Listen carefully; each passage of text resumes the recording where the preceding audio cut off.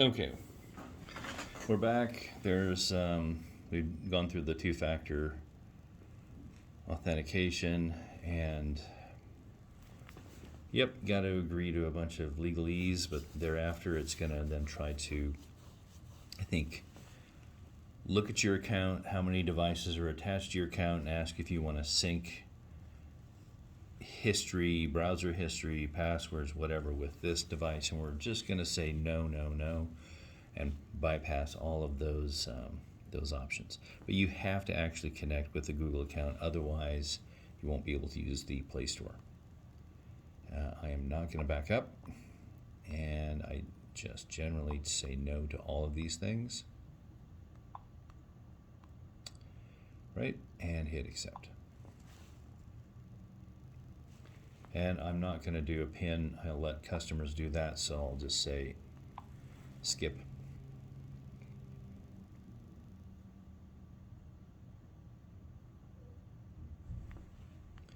And you kind of have to go through this process, so I'm going to say skip for voice match. And I'll say no thanks.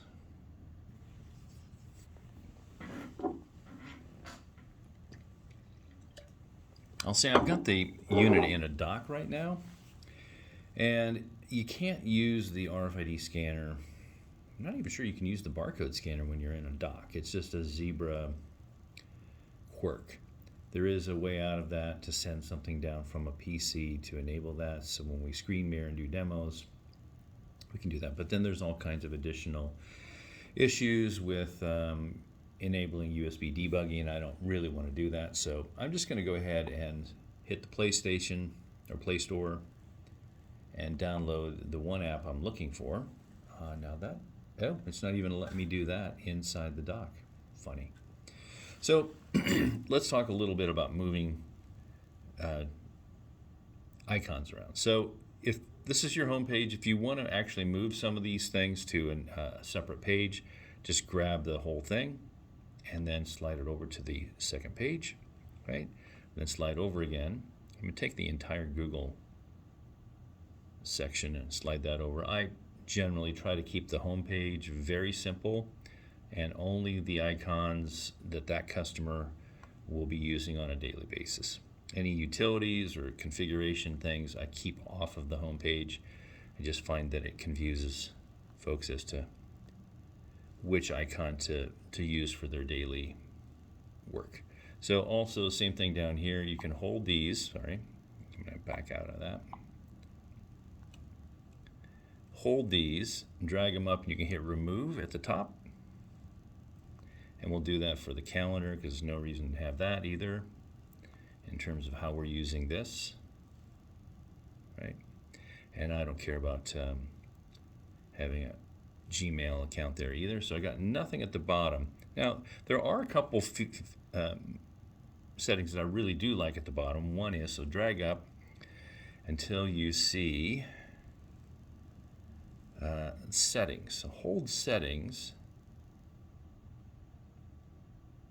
and you can then put that down on the bottom here. And that's a lot easier to get into the phone settings than it would be through dragging from the top, drag again, and then look for this little tiny settings cog there. It's just really hard to find, so I like to have that there. And in terms of a browser, you might want that, so maybe we can take Chrome, and I'll drag that down here as well. And then the last one here, we do need to run the Play Store, so I'm going to go into here and type in AssetWorx. Now remember to use an X. There is another company that's selling a product called AssetWorx with a KS at the end, so be careful that you're not downloading that. Now that should have come back, and I'm not sure why it didn't. Oh, it could be because I'm in the dock again, yeah. So I'm going to pull this out of the dock and see if I can hold it steady. Yeah, let's try that. I'll pull it out. Try to hold this steady like this. Make sure I'm still showing it.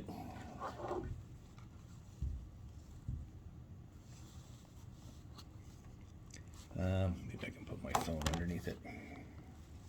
Get a little height. There we go. All right, so let's try that again. We'll swipe here, hit Play Store, look for AssetWorx. There it is there. And now I can select it and say install. That part's actually pretty simple, right? It's just going out. We don't need to open it at this point. If you did, it'll start the wizard for what web service to connect to and all of that. We have something else we need to do first. And that is, we need to run a program that's under the Z demos, this 123 RFID. This is very important. If you don't do it, your reader won't work. Your RFID reader won't work. So it'll start with having you define a region, and you have to specify what region you're going to be operating in for it to set the frequencies that the RFID reader will use.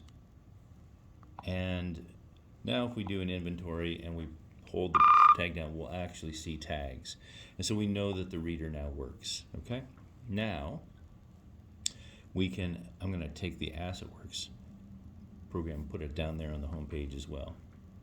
So this is our home page now. It doesn't have much on it. It just has the AssetWorx icon, Google, and settings. So now we'll go ahead and we'll start with the process of setting up AssetWorx for the first time. You'll see this as your starting screen. We are going to set this to batch mode, right? And we want to probably manually sync. The server address, I'm going to pause, but because I have to go find out what the IP address is for my laptop that has SQL Server on it, and the AssetWorx web service. I also need to put in, don't forget this part, it's very important. Before you put in your IP address for the web service, you have to put in http:// If you're using SSL encryption when you created the AssetWorx web service, you'll put in https://. Okay, so I'm going to pause while I find that IP. Okay, we're back. Got an IP address now. Hit save, and it should be able to go out now and find it. Address unexpected character. Must have typed something in wrong. Oh, I actually have a port number on here as well, I believe. So in my case, my service is running on a specific port, and I'm going to have to put in :8080.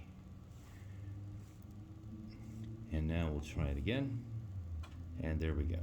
Okay.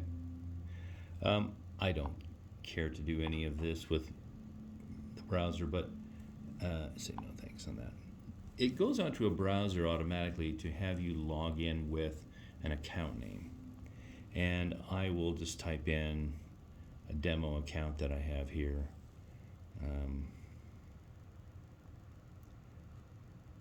There we go. And next is the password, which is very simple on mine. Now we have to pick the scanner. Well, that seems kind of silly, right? Because there's only one scanner on this thing, but the app is built for flexibility as we go to other hardware platforms down the road. So that's the scanner we're using. We hit save, and now just to make sure that we actually are able to read tags, go down here to read tags. If I pull the trigger, I can see tags. So that actually works pretty well.